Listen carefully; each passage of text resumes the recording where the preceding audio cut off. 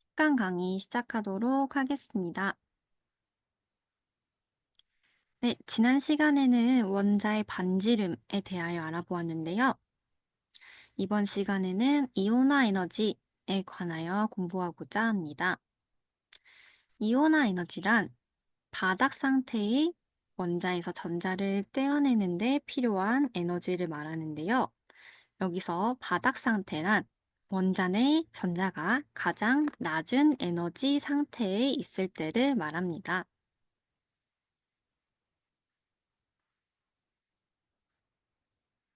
따라서 이 상태에서 전자는 가장 안정적이고 들뜬 상태에 비해 에너지가 낮습니다. 예를 들어서 나트륨 원자에서 원자가 전자를 떼내어 나트륨 양이온을 만든다고 생각해 봅시다. 원자 핵과 전자 사이에는 서로 끌어당기는 인력이 존재하므로 전자를 떼어내려면 에너지가 필요합니다. 이때 필요한 에너지가 바로 이온화 에너지입니다. 그런데 나트륨의 원자에서 전자를 떼어낸다는 것은 마치 세 번째 껍질에 있던 전자를 무한대의 전자 껍질로 들뜨게 만드는 것과 같다고 할 수 있습니다. 바닥 상태에서 들뜬 상태가 되려면 에너지를 흡수해야 하며 전자가 무한대의 껍질로 들뜬 상태가 되기 위해 흡수해야 하는 에너지가 곧 이온화 에너지인 것입니다. 원소들의 이온화 에너지를 나타낼 때는 원자 1몰을 기준으로 측정합니다. 그래서 이온화 에너지를 정의할 때 바닥 상태의 원자 1몰에서 전자 1몰 을 떼어내는데 필요한 에너지로 정의를 하며 단위는 킬로줄 퍼 몰을 사용합니다.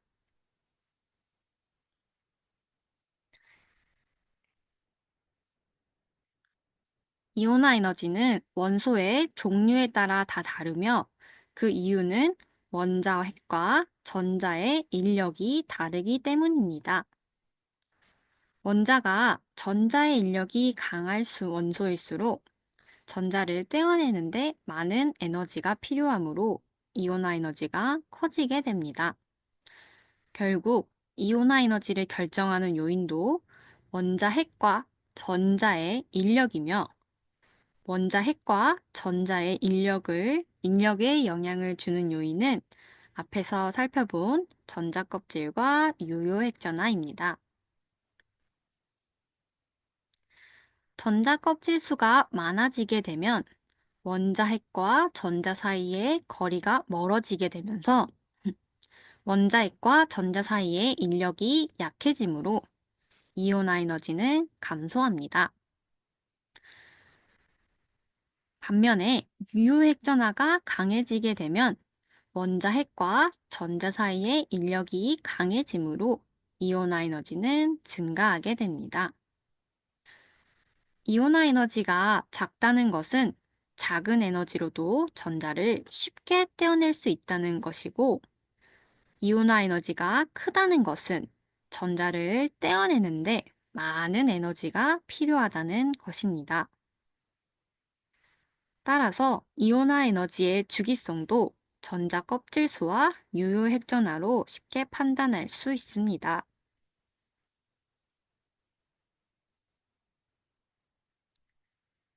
같은 주기에서 오른쪽으로 갈수록 원자 번호가 커지며 유효 핵전하도 증가하므로 이온화 에너지도 증가합니다.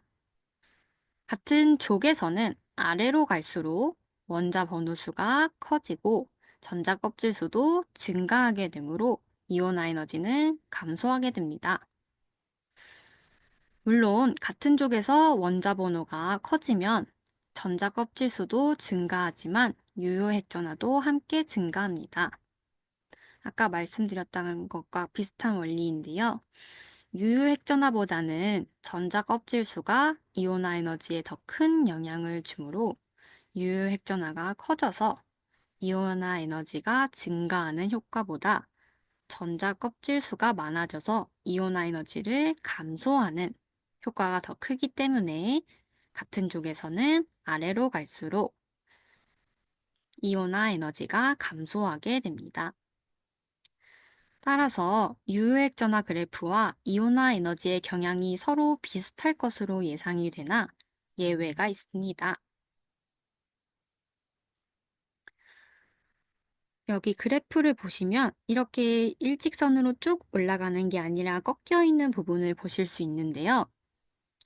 우선 이쪽 부분을 먼저 보면 붕소는 베릴륨보다 그리고 산소는 질소보다 더 낮은 이온화 에너지를 갖게 됩니다. 그 이유는 오비탈 전자 배치를 사용해서 설명할 수 있습니다. 베릴륨과 붕소의 전자 오비탈 배치를 살펴보면 베릴륨은 전자과 전자가 ES 오비탈에 존재하므로 ES 오비탈에서 전자를 떼어내는 데 필요한 에너지가 이온화 에너지에 해당합니다. 반면에 붕소 원자는 원자과 전자가 EP 오비탈에 존재하므로 EP 오비탈에서 전자를 떼어내는 데 필요한 에너지가 이온화 에너지에 해당합니다. ES 오비탈의 에너지 준위보다 EP 오비탈의 에너지 준위가 더 높기 때문에 전자가 쉽게 떨어져 나갑니다. 따라서 이온화 에너지는 더 작아지게 됩니다. 두 번째로 질소 원자는 EP 오비탈에 전자가 3개만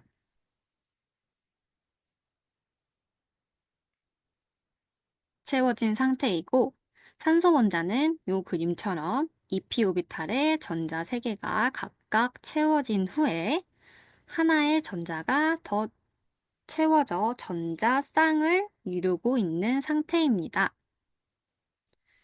질소와 산소에서 원자과 전자를 떼어낸다는 것은 마지막에 채워진 전자를 떼어내는 것과 같으며 질소 원자에서는 여기 맨 마지막에 채워진 홀전자를 떼어내는 것이지만 산소 원자에서는 쌍을 이루고 있는 전자를 떼어내는 것과 같습니다. 전자가 이렇게 쌍을 이루고 있는 경우에는 전자 사이에 반발력이 존재하므로 홀전자를 떼어내는 것보다 더 쉽게 떨어지는 경향이 있습니다. 따라서 산소의 원자과 전자를 더 적은 에너지로 쉽게 떼어낼 수 있기 때문에 이온화 에너지가 더 작아집니다. 이주기의 붕소와 산소에서 나타나는 이온화 에너지의 예외적인 특징들은 3주기에 같은 족 원소인 알루미늄과 황에서도 동일하게 나타납니다. 지난 시간에 배웠다시피 같은 족의 원소들은 같은 원자과 전자수를 가지기 때문입니다. 네, 그러면은 여기까지 이온화 에너지에 관한 개념을 정리하고 스텝업 책으로 넘어가도록 하겠습니다. 페이지 14쪽을 펴주시기 바랍니다.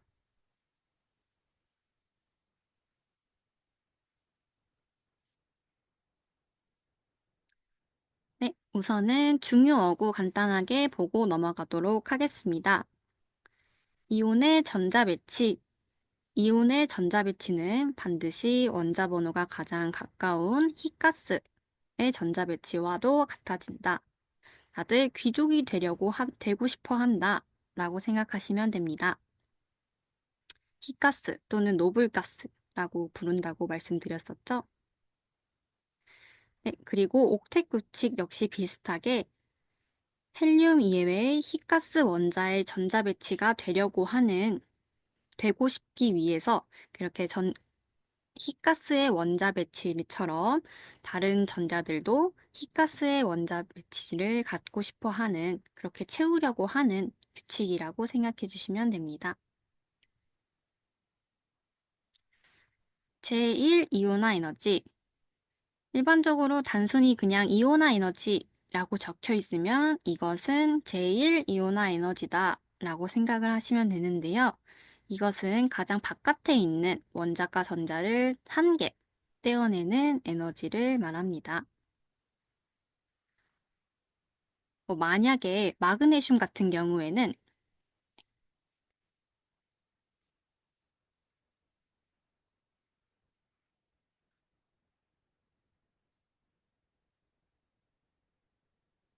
마그네슘 같은 경우에는 최외곽 전자가 두 개가 있잖아요. 그래서 이거 한 개를 떼어내는데 필요한 에너지는 제1 이온화 에너지이며 나머지 다른 그 이 전자가 떼어내지고 난 후에 그 다음으로 가장 바깥에 있는 원자과 전자를 떼어내는데 필요한 에너지가 제2 이온화 에너지 이렇게 됩니다. 동일하게 알루미늄은 제3 이온화 에너지 이렇게 볼 수 있겠죠. 그 다음에 이온 반경, 원자가 전자를 주거나 받아들여 이온이 됐을 때의 반경. 아까 이온, 등잔자 이온 반지름의 비교에 관하여 설명드렸을 때의 내용을 다시 한번 생각해 주시기 바랍니다. 네, 그러면은 1번 문제 잠깐 시간 드릴 테니까 풀어보시기 바랍니다.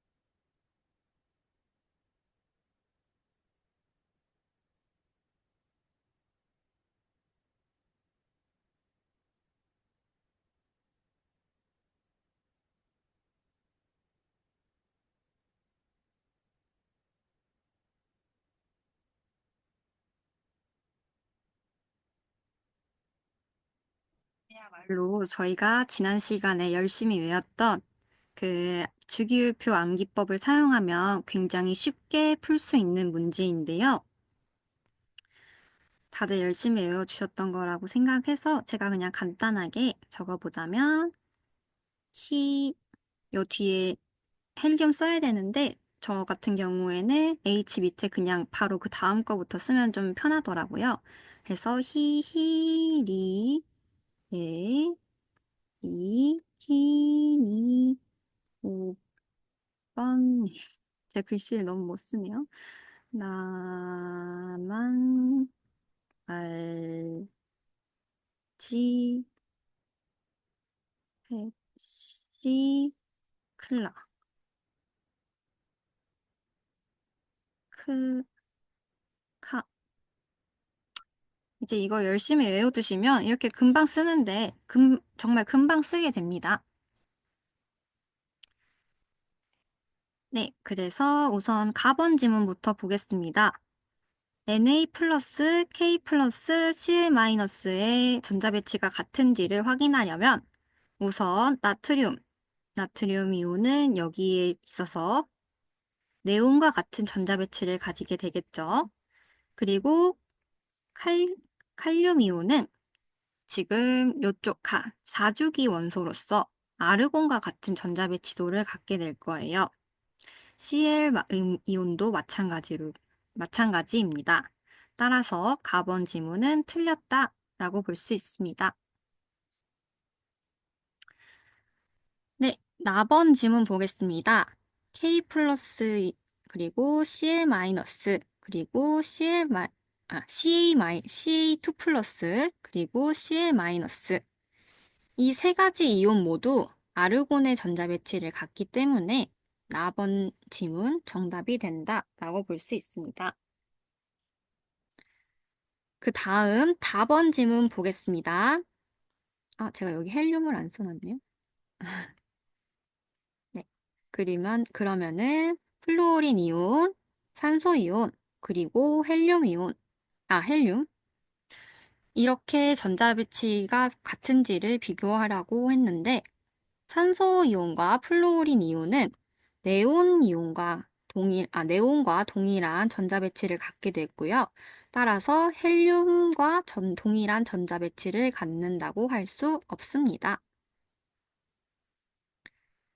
그 다음 라번 지문 보겠습니다. Cl-이온과 여기 왜 아직 저희 20번까지에는 브롬 이온이 들어있진 않은데 FCl, BrI 이 세 가지 17족 원소들도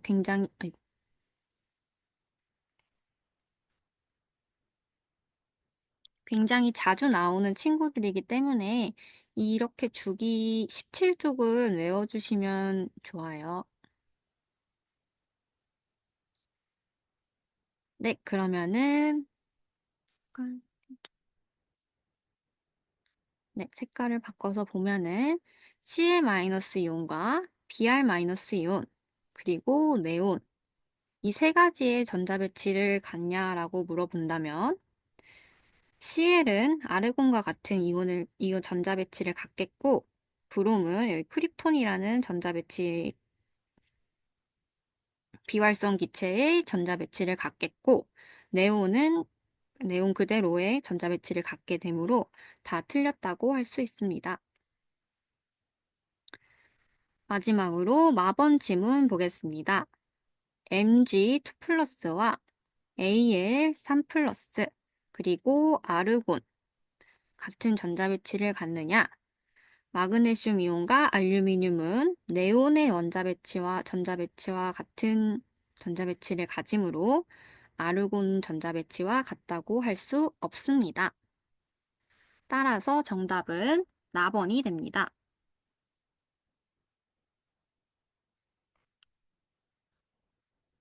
그럼 이거 잠깐 지우고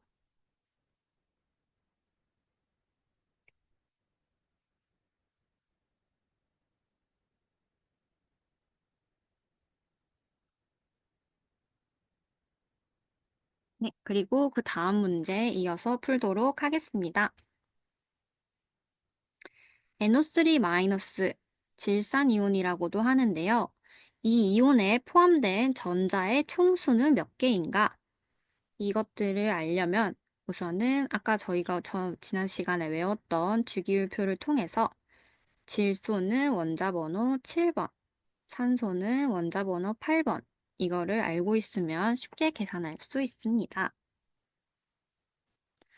우선 전기적으로 중성일 때 7개의 전자를 가진 질소 원자가 1개, 그리고 정기적으로 중성일 때 8개의 전자를 가진 산소 원자가 3개, 그리고 전체적으로 이 이온이 마이너스를 띠고 있기 때문에 전자의 총수를 셀 때는 마이너스 값을 더해 주어야 합니다.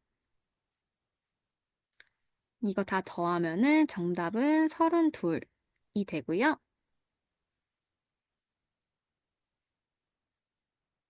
그 옆에 마저 PO4 3- 이온, 인산이온이라고도 하는데요. 여기서는 P의 원자 번호가 15라는 거를 외워두면 쉽게 계산할 수 있습니다. 이것 인 역시도 저희가 외웠던 20번 안에 주기율표에 들어가 있어서 쉽게 외울 수 있을 거라고 생각합니다. 네, 그러면은 정기적으로 중성일 때 인 원자가 15개의 전자를 가지고 있고 그런 인 원자가 하나 있죠. 그리고 정기적으로 중성일 때 8개의 전자를 가진 산소 원자가 4개가 있습니다. 그리고 이 이온은 전체적으로 3 마이너스 전자를 3개 더 받았기 때문에 전자의 총수를 구할 때는 받은 전자의 수인 3을 더해 주어야 합니다. 이렇게 계산하시면은 정답은 50이 됩니다.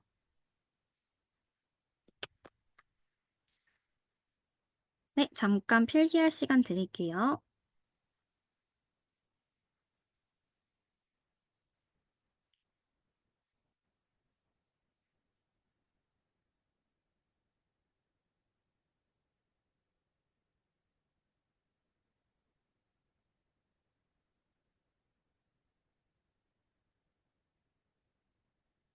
네, 다음 2번 문제 넘어가도록 하겠습니다. 원소의 양성의 강약은 원자 한 개에서 전자를 제거하는 데 필요한 이온화 에너지의 크기로 비교할 수 있으며 그 값은 원자의 구조와 밀접하게 관련이 되어 있다. 이온화 에너지가 큰 원소에서는 빼앗기는 전자가 원자핵으로부터 전기적 인력을 강하게 받고 있으며 반대로 이온화 에너지가 작은 원소에서는 전기적 인력이 작다. 따라서 동일 주기의 원소로 비교할 때 양성이 강한 원소의 원자 반경은 음성이 강한 원소의 원자 반경보다 크다. 더욱이 동일 주기 내에서 이온화 에너지가 가장 큰 원소는 18쪽의 희가스로 그 전자의 전자 배치가 안정된 원래 6번으로 되어 있는데 이게 답이 좀 애매해서 그냥 이 문제는 삭제하도록 하겠습니다. 네, 그러면 18쪽의 히카스로 그 전자의 전자 배치가 안정된 구조를 갖고 있기 때문에 양이온도 음이온도 되기 어렵다.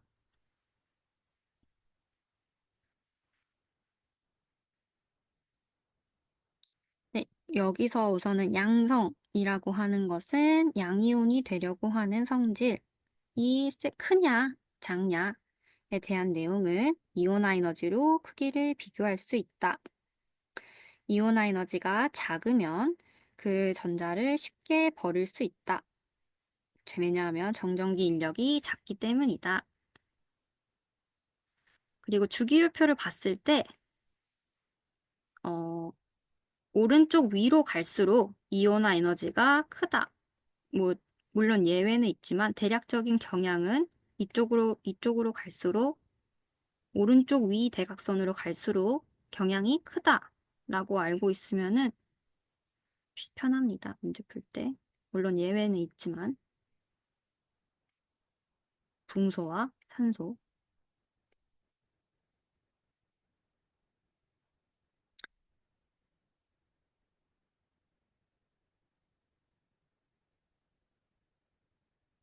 네, 그리고 18쪽 희가스, 노블가스는 안정되기 때문에 양이온도 음이온도 되려고 하지 않는다. 즉, 화학 반응에 잘 참여하지 않는다. 라는 내용이었고요. 3번은 아까 했고 4번 문제로 넘어가도록 하겠습니다. 이온화 에너지란 무엇인가? 아까 봤던시피 원자에서 전자 한 개를 제거하고 일가 양이온으로 만드는 데 필요한 에너지이다. 아까 중요어구에서 봤던 것처럼 그냥 이온화 에너지라고 나왔을 경우에는 제1 이온화 에너지이기 때문에 제1이라는 것은 생략되어 있다라고 보시면 되기 때문에 전자 한 개를 제거하고 일가 양이온으로 만드는 데 필요한 에너지이다라고 할 수 있습니다. 2번 우측의 그림에서 알 수 있는 이온화 에너지의 규칙성에 대하여 말하여라. 같은 주기에서는 원자 번호가 큰 원소의 원자일수록 커지며 같은 쪽에서는 원자 번호가 큰 원소일수록 작아진다. 제가 아까 말씀드렸었는데 주기율표에서 오른쪽 위로 갈수록 큰 경향을 가지고 있다. 라는 내용이고요. 3번. 다음 원소의 원소군을 각각 명칭을 적어라. 이런 그래프 문제가 나왔을 때는 그냥 편안하게 여기에 그냥 다 적겠다. 어차피 여기 원자번호 20번까지이니까 외웠던 암기법으로 그냥 하나하나 적어 놓으면은 편합니다. 그래서 이백, 비키니, 원내, 나, 안, 알, 지, 펩시, 클라, 크, 카. 우선 적어놓고 다음 원소군 보겠습니다. 네, 이 책이 지금 원래 일본에서 실제로 배우는데 쓰는 교과서를 번역해 놓은 거여서 여기 이렇게 번역이 되지 않은 부분이 있는데 이 한자는 원소군이라는 한자고요. 여러분들이 실제로 이제 일본 학교에 입학 시험을 볼 때도 다 이런 한자로 적혀 있는 문제들을 풀으셔야 합니다. 근데 뭐 지금 당장은 어떻게 한자로 되어 있는 문제를 읽고 풀어라고 할 수도 있는데 실제로 학원에 와서 교과서 같은 거 다 막 그 한자로 되어 있는 것들을 한글로 다 막 베껴 적고 해석하고 그리고 학원에서도 계속 한자 외우고 그렇게 하다 보면은 어떻게 막 맞춰서 풀 수 있더라고요. 네. 그런데 화학에 대한 개념을 잘 갖고 있으면은 때려 맞출 때도 굉장히 많기 때문에 화학 개념을 잘 알고 있으면 화학 문제도 잘 풀 수 있다. 아무리 일본어로 써져 있어도. 네, 그런 딴소리를 잠깐 해봤고요. 그래서 ACE 이 원소들은 A, 헬륨,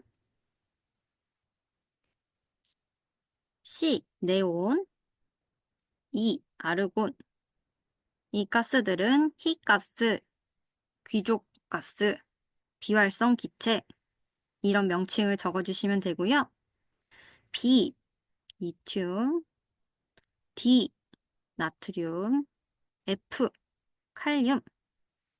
이 원소군들은 일족 원소로서 알칼리 금속이라고 하였다.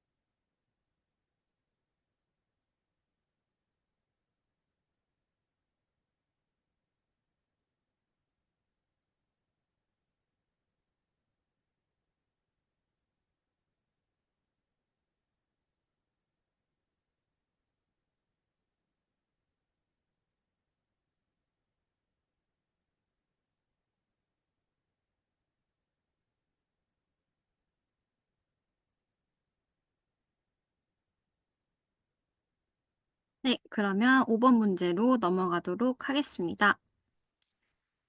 5번에 1번. 제일 이온화 에너지가 높은 순서대로 나열해 있는 것을 모두 골라라.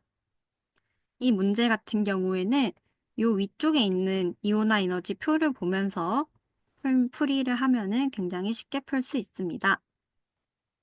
우선 가번 지문 보겠습니다. 헬륨과 수소, 이 중에서 수소가 헬륨보다 이온화 에너지가 크다라고 적혀 있는데요. 우선 첫 번째부터 틀렸죠. 헬륨이 더 큽니다. 귀족인 가스들은 한테서 전자를 뺏어오기가 힘드니까요.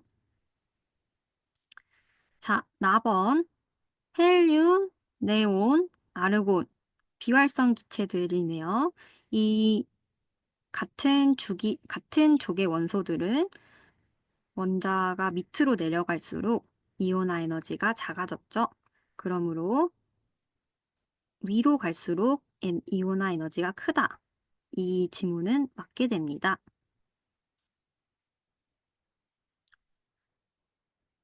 다음 4번 지문 보겠습니다. F 플로린 탄소 F 플로린 베리 이거 네, 이렇게 세 가지 원자들의 이온화 에너지가 높은 대로 썼나? 잘 보면은 플로린 제일 높고요. 그 다음 탄소, 그 다음 베릴륨. 네, 다 맞는 내용이라고 볼 수 있습니다. 라번, 칼륨, 나트륨, 리튬. 조금 색깔을 바꿔서 표시해 보면 칼륨, 나트륨, 리튬.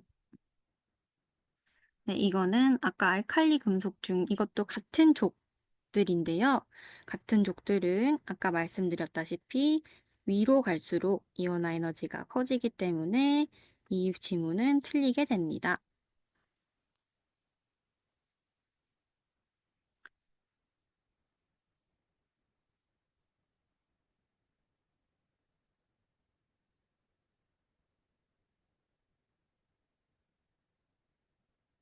네, 마번 지문 보면 알루미늄, 인, 그리고 Cl 이 세 가지 지금 보시면은 일단 염소가 제일 크고 그 다음 알루미늄이니까 이 지문도 틀렸다 라고 볼 수 있습니다. 네, 이제 마지막으로 4번 지문 보면 탄소, 질소, 산소 이 세 가지 중에서는 예외적으로 질소의 이온화 에너지가 가장 컸고 그 다음 산소, 그 다음 탄소가 되므로 4번 지문도 틀렸습니다. 따라서 맞는 지문은 4번과 4번이었고요. 2번 1에서 그렇게 판단한 이유는 이온화 에너지는 동일 주기의 원소에서는 히가스가 가장 크다. 또한 원자 번호가 작은 것일수록 원자핵으로부터 전기적인 인력을 받기 쉽기 때문에 양이온이 되기 어렵다.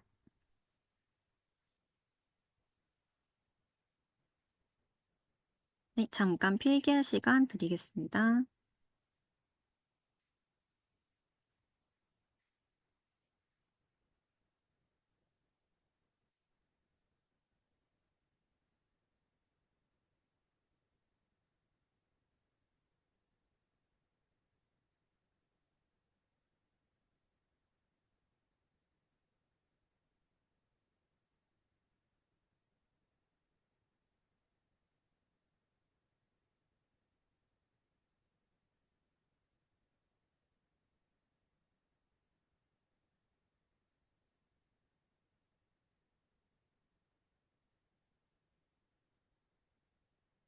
로 넘어가도록 하겠습니다.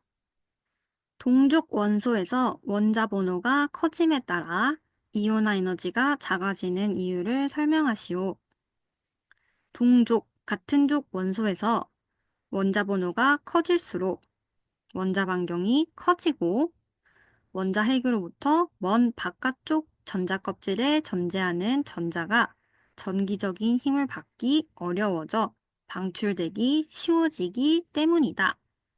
바깥쪽에 있을수록 핵과의 거리가 멀어졌기 때문에 인력이 줄어들었다라고 볼 수 있고 따라서 여기 바깥쪽에 있는, 멀리 있는 전자일수록 떼어내기 쉽다, 방출되기 쉽다 라고 할 수 있습니다.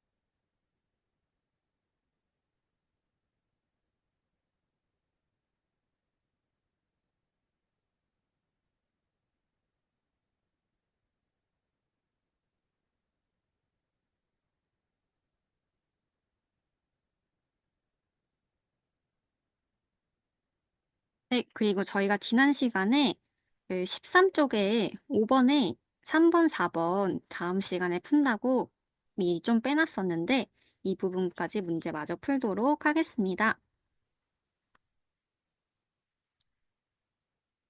네, 5번 문제는 주기율표에 관한 내용이었는데요.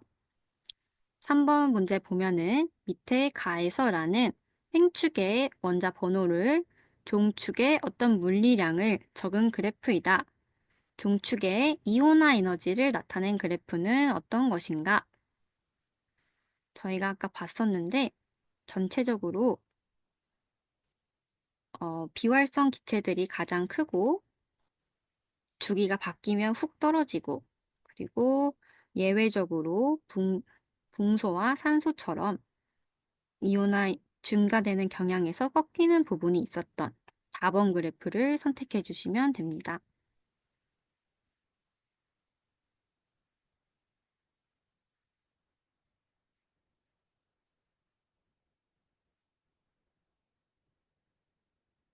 네, 그리고 4번 3에 대해 그렇게 생각한 이유를 쓰시오. 동일 주기 원소의 원자 중 이온화 에너지 값이 가장 작은 것은 1쪽 원소이며 가장 큰 것은 이온이 되기 어려운 18쪽 원소이기 때문이다. 네, 이것도 같은 주기를 봤을 때 오른쪽으로 갈수록 커진다 라는 내용이죠. 여기서는 예외까지는 설명을 하진 않았지만. 네, 잠깐 필기할 시간 드리겠습니다.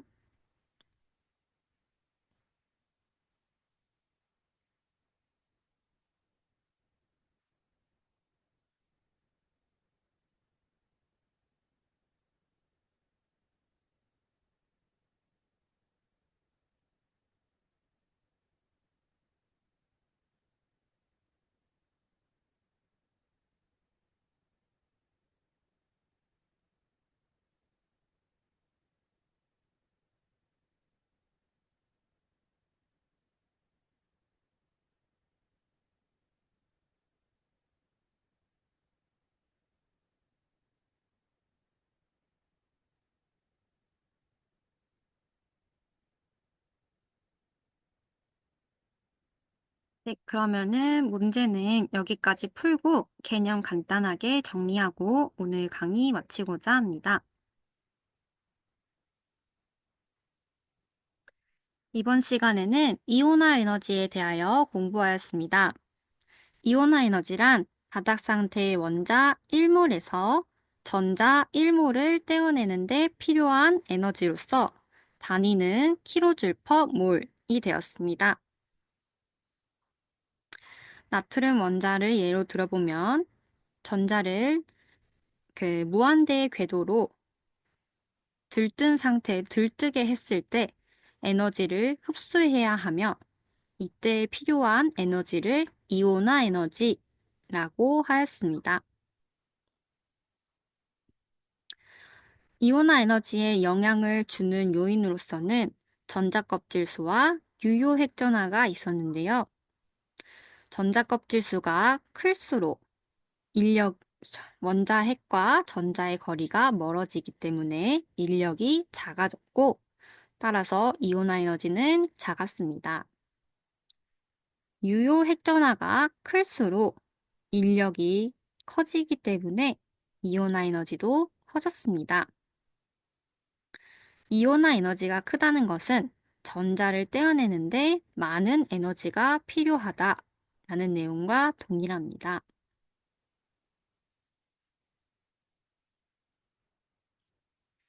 이온화 에너지의 주기성을 보면은 대략적으로는 오른쪽 상단으로 갈수록 증가하는 경향이 있다. 물론 예외는 있다. 이지만 그래서 같은 주기에서는 오른쪽으로 갈수록 유효핵전화가 증가하기 때문에 이온화 에너지도 증가하게 됩니다. 같은 족에서는 밑으로 갈수록 전자 껍질 수가 증가하기 때문에 이온화 에너지도 감소하게 됩니다.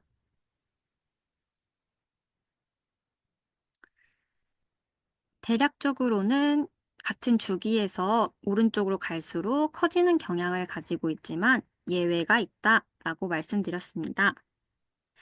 우선 베릴륨과 붕소를 봤을 때 베릴륨의 경우 마지막 그 원자과 전자가 ES 오비탈에 채워져 있으므로 ES 오비탈의 전자를 하나 떼어내는데 필요한 에너지가 이온화 에너지였습니다. 반대로 붕소의 경우 ES 오비탈이 다 채워진 후 EP 오비탈에 전자가 하나 이렇게 덩그러니 남겨져 있는 상태였기 때문에 ES 오비탈보다 높은 에너지를 가진 EP 오비탈에 있는 전자를 떼어내는 것이 더 쉬웠습니다. 따라서 베릴륨보다 붕소의 이온화 에너지가 작게 됩니다. 두 번째 예외로 질소와 산소가 있었는데요. 질소는 EP 오비탈에